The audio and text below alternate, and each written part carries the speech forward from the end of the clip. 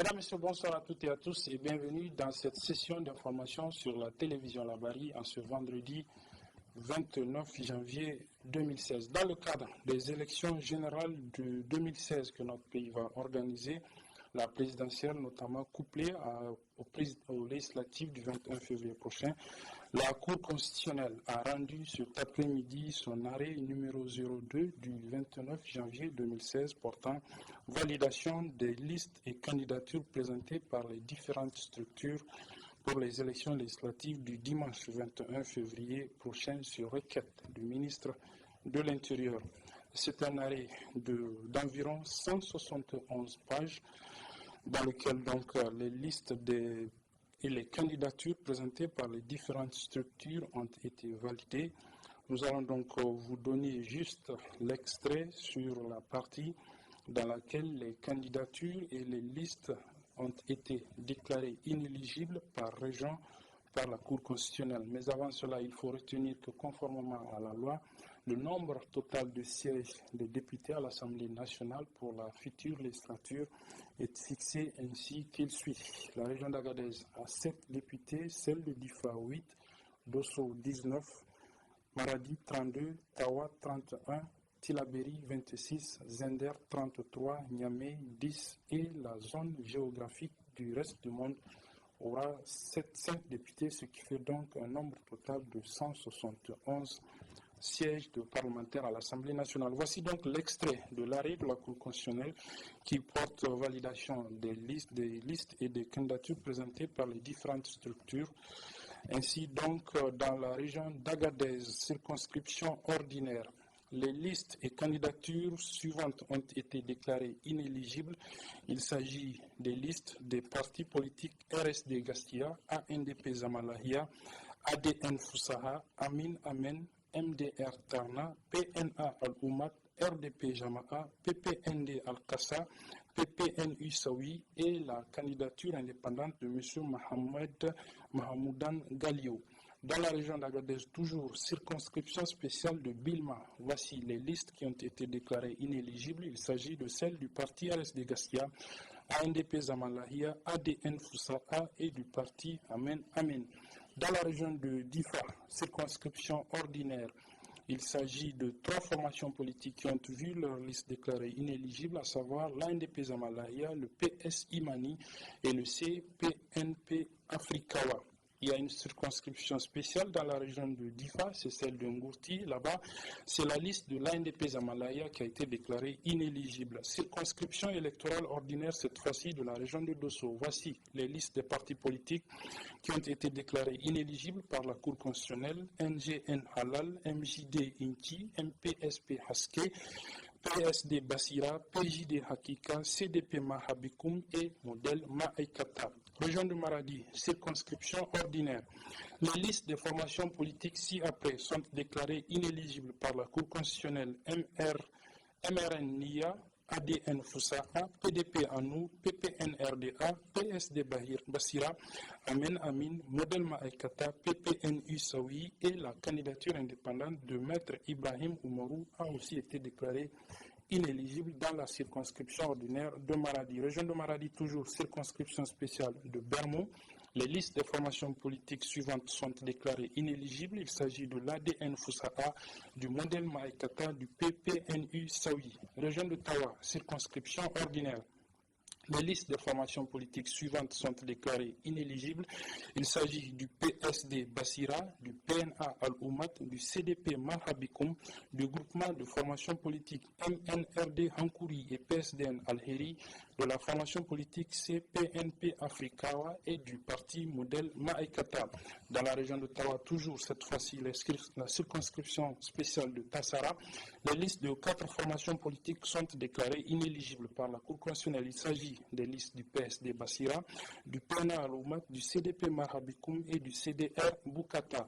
Région de Tilaberi cette fois-ci, dans la circonscription ordinaire, les listes des formations politiques ci-après sont déclarées inéligibles. ANDP Zamalahia, Modèle Maïkata, ARD Adalchi Mutunchi, ADN Foussara, CDR Bukata, RSD Gaskia, CDS Rahama, UDR Tabat, MJDD Inki, NGN Halal, PJD Hakika, PNA Al-Oumad. Dans la circonscription spéciale de Bani Bangou, c'est toujours dans la région de Tawa, la liste de l'ANDP Zamalahia a été déclarée inéligible. Circonscription spéciale de Bankilari, encore l'ANDP Zamalahia a vu sa liste déclarée inéligible. Ajouté à elle le parti ADN Foussara et Houjad Ekia. Circonscription spéciale de Makalondi, c'est toujours dans la région de Tilaberi. La liste de l'ANDP Zamalahia a été déclarée inéligible, tout comme celle de l'ADN Foussara, du MDR Tarna et du PNA Aloumat. Région des Inders, circonscription ordinaire. Les listes des formations politiques suivantes sont déclarées inéligibles. ANDP Zamalahia, PUND Salama, MJD Inki, PS Imani, PPN Kishinkasa, MPN plutôt Kishinkasa, PMT Albarka et Modèle Maïkata. Circonscription spéciale de Tesker, c'est la région de Zender toujours. Les listes de 3 formations politiques ont été déclarées inéligibles. Il s'agit de celle de l'ANDP Zamalahia, du PUND Salama et du MPN Kishinkasa. Circonscription ordinaire de la région de Niamey. Pour terminer, voici les listes des formations politiques qui ont donc été déclarées inéligibles par la Cour constitutionnelle. Il s'agit du PSD Bassira, de l'ADN Foussara, du RD Pyjama'a, du NGN Halal, du CDP Mahabikoum, du MJDD Inchi, du PNRD Al-Fijir, du PPNU Saouyi, de l'UDCN Talaka le bâtisseur, du Front Uni candidat indépendant et du PJD Hakika. Dans la région portant donc circonscription ordinaire de la zone géographique du reste du monde, 4 formations politiques ont vu leur liste de candidatures à la députation rejetée. Il s'agit de l'ADN Foussara, du CDS Rahama, du MPN Kishinkasa et du RSD Gaskia. Voici donc les listes des partis politiques et des candidats qui ont donc été déclarés inéligibles par la Cour constitutionnelle dans son arrêt numéro 2, rendu aujourd'hui même 29 janvier, pour les élections législatives qui seront couplées, c'est un rappel, à la présidentielle le 21 février prochain. On retient globalement que donc seule la formation politique de l'UDR Tabat a vu sa candidature rejetée dans la zone considérée comme son fief, à savoir donc la région de Tilaberi. Il faut noter que le ministère de l'Intérieur est en ce moment même en train de rendre public cet arrêt numéro 02 de la Cour constitutionnelle portant donc validation des candidatures aux élections législatives du 21 février. Il faut noter aussi que dans quelques heures, ce sera la campagne électorale en vue de ces élections. En lien toujours avec ces élections, notez que une des salles du Palais des Congrès a servi de cadre ce matin à un atelier de formation des magistrats sur le contentieux électoral. Il entre dans le cadre du projet d'appui au cycle électoral du Niger, le PASSEN, un atelier qui s'étalera sur 2 jours, comme le rapporte Ibrahim Abdou et Ousmane Sidiko. Tous sont des magistrats et ont répondu à l'appel en prenant part aux assises de cette importante session dont le sujet est d'actualité et de grande importance, surtout à cette étape du processus électoral, d'où ces résultats majeurs attendus à l'issue. La période électorale est un moment important pour toute démocratie. Elle conduit à l'expression, des fois passionnément, des candidats et de leurs militants, de leurs idées et de leurs programmes. Ce faisant, cela peut induire des comportements susceptibles d'engendrer des litiges qui ne seront réglés que par l'application rigoureuse de la loi. Aussi, au terme de cette session, est-il attendu les résultats majeurs suivants. Une bonne maîtrise des textes légaux régissant le contentieux électoral, qu'il s'agisse du contentieux lié à l'expression ou à l'inscription sur les listes électorales, que de celui relatif à la validité des candidatures et listes de candidats. Je pense que cette partie, nous l'avons quasiment dépassée, mais une bonne connaissance aussi du contentieux relatif à la régularité des scrutins et de leurs résultats. Un appui sans faille de la Commission électorale nationale indépendante CENI relativement aux thématiques qui seront abordées. Je ne doute pas Au regard de l'expertise avérée des conférenciers identifiés pour animer nos débats et nos échanges, que j'espère riches et dynamiques, que le présent atelier aboutira à des conclusions qui marqueront d'une pierre blanche l'histoire du processus électoral nigérien. Pour sa part, la CENI ne ménagera aucun effort pour soutenir et accompagner tous les acteurs engagés à ses côtés dans la mise en œuvre du processus électoral. L'objectif recherché étant l'organisation d'élections crédibles et apaisées, c'est-à-dire dont les résultats seront acceptés de tous les candidats. La justice aura un rôle éminent à jouer, et c'est dire qu'en période électorale, seules les valeurs d'objectivité, d'impartialité et d'indépendance sur lesquelles est fondée la démarche du juge doivent guider ce dernier afin qu'il mérite la confiance placée en lui. En lien toujours avec ces élections du 21 février prochain, un des candidats, à savoir Amadou Boubacar Cissé, vient de bénéficier d'un soutien d'un regroupement de jeunes dénommé Jeunesse engagée pour Cissé. Ce regroupement donc s'engage à le soutenir pour la présidentielle du 21 février. C'était à travers une déclaration rendue publique il y a quelques heures. Elle nous est résumée ici par Sadou Domi et Nasser Dantouf. C'est en réponse à cet appel lancé lors du congrès de son parti le 8 novembre 2015 par Amadou Boubacar Cissé, candidat investi de l'UDR Tabat à la présidentielle du 21 février 2016, que la jeunesse nigérienne des 8 régions du Niger a initié ce cadre d'action dénommé Jeunesse engagée pour Cissé, GECI. Amadou Boubacar Cissé est le premier et le seul candidat aux élections présidentielles du 21 février 2016 à convier les jeunes à exercer le pouvoir à ses côtés une fois la victoire acquise, comme annoncé dans son discours programme du 8 novembre 2015.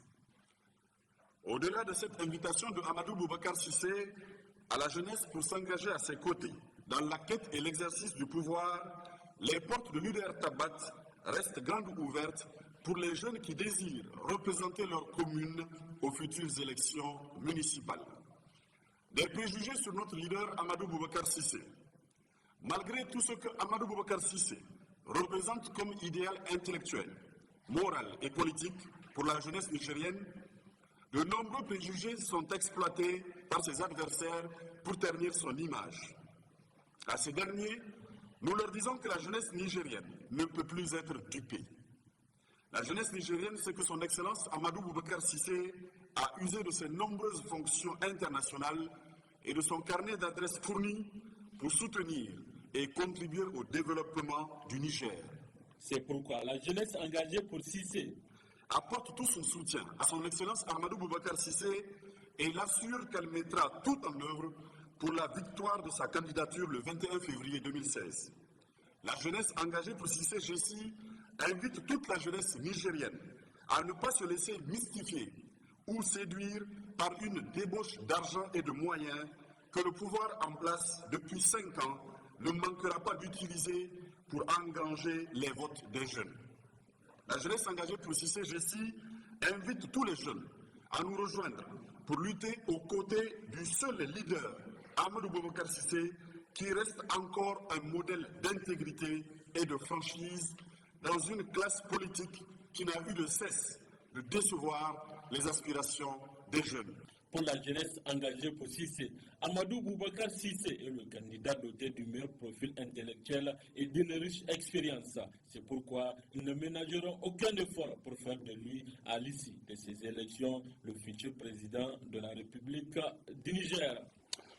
Tout autre chose à présent, le tronçon Niamey-Dosso de la boucle ferroviaire qui doit relier plusieurs capitales ouest-africaines est opérationnel depuis ce matin. En effet, le train est parti de Dosso tôt ce matin. Il est arrivé à Niamey aux environs de 10 heures passées au niveau de la gare ferroviaire avec à son bord plusieurs passagers, dont le chef de l'État Issoufou Mahamadou. Nous allons revenir sur cet événement dans nos prochaines éditions. Sachez aussi que ce matin a eu lieu à la direction de la police judiciaire de Niamey la présentation d'un groupe de malfrats spécialisés dans l'escroquerie et l'arnaque à travers les réseaux de téléphonie mobile. Ils ont donc été présentés ce matin à la presse. Le résumé avec nos reporters Sadou Domi et Nasser Dantouf. Ces réseaux d'escrocs et d'arnaqueurs composés de 7 individus, dont 6 de nationalité étrangère et un Nigérien, tous basés à Niamey, a été démantelé par le service de recherche et d'investigation de la police judiciaire. Et cela après plusieurs plaintes déposées avec un préjudice de plus de 50 millions de francs CFA. Ces gens vous appellent, ils choisissent dans un premier temps leur cible, ils vous appellent avec un numéro de l'extérieur. Pour faire comprendre, par exemple, on vous appelle de la France, il vous fait des propositions. On a besoin, par exemple, de l'œuf de moringa ou les œufs de perroquet ou bien les graines de coton. Et facilement, ils font tout pour établir le contact entre vous. Une fois qu'ils gagnent votre confiance, ils prennent vos sous et ils disparaissent complètement de la nature. La vigilance doit être de mise. Ce que nous voulons dire ici, c'est tout simplement d'attirer l'attention de la population, de faire preuve d'une très grande vigilance. Ces escrocs, ils sont là à Niamey. Parmi eux, vous voyez qu'il y a un blanc parmi eux, et ces autres collègues escrocs représentent comme un Européen. Donc tout ceci, c'est dans une stratégie pour essayer de gagner facilement votre confiance. Chapeau donc à la police judiciaire qui mène à bien la mission à elle assignée. De nouveau dans le paysage médiatique du Niger avec le lancement officiel ce matin des activités du studio Kalangu, une œuvre de la fondation suisse Hirondelle. C'est un studio de production qui produit et diffuse à travers son réseau de radios partenaires ici à Niamey et à l'intérieur du pays des programmes en français, en Hausa, en Zarma, en Tamashek et en Fulfulde via donc son réseau de radios partenaires. Le résumé de la cérémonie avec nos reporters Abdul Nasser Sedou et Michel Deji. Il s'agit d'une cérémonie qui concrétise l'aboutissement de la mise en œuvre d'un projet, celui de l'ONG suisse fondée par des journalistes et des professionnels de l'action humanitaire dénommée Hirondelle, qui est spécialisée dans la formation des journalistes et la production d'informations indépendantes, non partisanes, rigoureuses et complètes. Nous sommes prêts à tout y sacrifier parce que c'est cette information qui contribue au changement, qui contribue à faire avancer les sociétés, à créer des opinions éclairées et des débats constructifs. Elle contribue à ce que les personnes soient reconnues dans leur dignité et à l'établissement de sociétés responsables et citoyennes. En agissant ici au Niger, privilégiant comme elle l'a fait partout ailleurs la défense des citoyens et de leurs droits, la Fondation inscrit son action dans une mission de service public, servir le citoyen pour l'intérêt général. Une initiative qui a vu le jour grâce à un appui technique de 1,5 million d'euros, soit environ 1 milliard de francs CFA octroyés par l'Union européenne, mais aussi grâce à l'agrément du ministère en charge de la communication et de l'instance de régulation. Il n'était pas évident au départ, parce que certains avaient estimé que la Fondation Hirondelle intervient dans le pays en crise et se demandaient si le Niger était en crise ou sera en crise. Donc nous avons contribué à dissiper beaucoup cette méfiance de départ, qui était plus due à une absence de communication, à une méconnaissance même de la Fondation Hirondelle, pour dire que sa présence au Niger aura inévitablement une valeur ajoutée positive pour notre paysage médiatique, pour nos médias et pour nos journalistes. Comme on nous l'a appris, nous comptons vraiment relever les défis en traitant l'information dans l'égalité, l'équité et dans l'impartialité. Bien, tout a pu se monter, ces bureaux ont pu être aménagés, une équipe de journalistes et de techniciens ont pu être recrutés, nous avons pu commencer à diffuser nos émissions. Donc c'est un sentiment de grande joie que je ressens aujourd'hui. Il est à noter que les programmes de Kalangu sont diffusés en direct via un réseau de radios partenaires basés à Niamey et dans toutes les autres régions du pays qui captent le signal de ce studio par satellite chaque jour à partir de 17h30. Le sport, pour refermer cette édition, avec d'abord ce point de presse animé ce matin par le président par intérim de la Fédération nigérienne de taekwondo. Il s'agissait pour celui-ci d'interpeller les autorités nigériennes relativement à la situation de la discipline dont la fédération se prépare pour aller défendre les couleurs nationales aux Jeux olympiques de Rio au Brésil. Le point avec Hassan Saleh Mustafa et Halidou Ourema. Médaillé d'or des 11e Jeux africains tenus du 4 au 19 septembre 2015 à Brazzaville, le taekwondo-in nigérien Abdulrazak Issoufou, alpha catégorie de plus de 80 kg, et Hama Azuma, ancien boursier olympique, moins de 80 kg, risquerait de rater les Jeux olympiques de Rio au Brésil. Hier, nous sommes partis nous-mêmes au ministère pour rencontrer le ministre. Je vous informe que nous l'avons rencontré sans audience, parce que nous sommes partis là-bas, on s'est garé au cabinet, on a dit au chef de cabinet que nous voulons voir le ministre. Quand nous sommes arrivés, le ministre nous a dit que lui, c'est maintenant qu'il vient de voir notre budget. Il met le 25, on lui a dit que non, ce 25, c'est un rappel. Nous avons fait une autre correspondance de rappel. C'est peut-être ça que le ministre a vu. Alors que notre correspondance initiale, elle était là-bas depuis plus de mois. Donc nous nous disons que, quelque part, même si ce n'est pas le ministre qui ne prend pas cette responsabilité, il y a quelque part au niveau du ministère des gens qui ne font pas leur travail.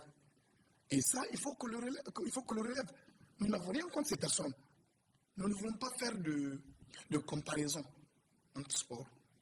Mais nous considérons qu'il doit y avoir une certaine justice, une certaine équité dans le traitement des soucis et des doléances des fédérations. Nous sommes une fédération qui n'a rien à dire à une autre.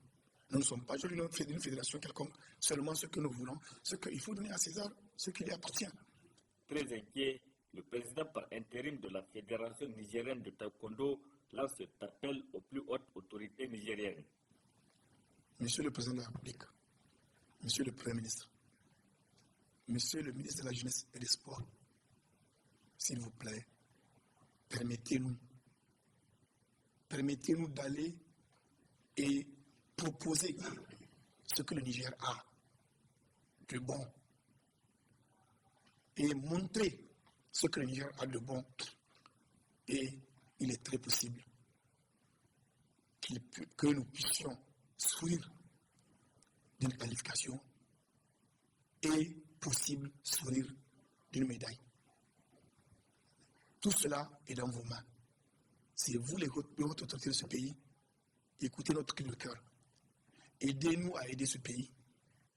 En tout et pour tout, c'est une somme de plus de 10 200 000 francs CFA qui va être mobilisée pour donner la chance aux deux taekwondo-in nigériens Alphaga et Hama d'aller défendre les couleurs du Niger à Agadir au Maroc pour les éliminatoires, puis à Rio pour les Jeux olympiques de 2016. Sport encore, football cette fois-ci pour refermer donc cette édition. Il s'agit du bilan de la participation de l'équipe nationale de football, le MENA, à l'édition 2016 du CHAN, le championnat d'Afrique des Nations, réservé aux joueurs qui évoluent sur le continent. Le MENA, vous le savez, a été éliminé dès le premier tour de cette compétition après 2 défaites, dont une déculottée de 5-0 face à la Tunisie et un match nul. Donc Ibrahim Aboutikire revient donc sur ce bilan décevant pour le MENA national. Un revers, une déception, une humiliation. Les qualificatifs ne manquent pas pour apprécier le bilan de la participation du MENA aux phases finales de la 4e édition du CHAN Rwanda 2016. 4-1 contre le Nigeria, 2 buts partout contre la Guinée et la déculottée contre la Tunisie, 5-0. Un bilan catastrophique dont les raisons ont leur origine selon le staff technique national du MENA. 11 buts encaissés, 3 buts marqués, telle est la moisson du MENA au pays de 1000 collines. En 4 participations à une compétition de la CAF, le Niger n'a pris autant de scores fleuves que cette année à Kigali. Après le revers rwandais, place à l'avenir. Cette perspective doit se faire dans la concertation entre l'ensemble des acteurs du football nigérien. À Kigali, il n'y a pas eu que du négatif pour le MENA, il y a eu du positif.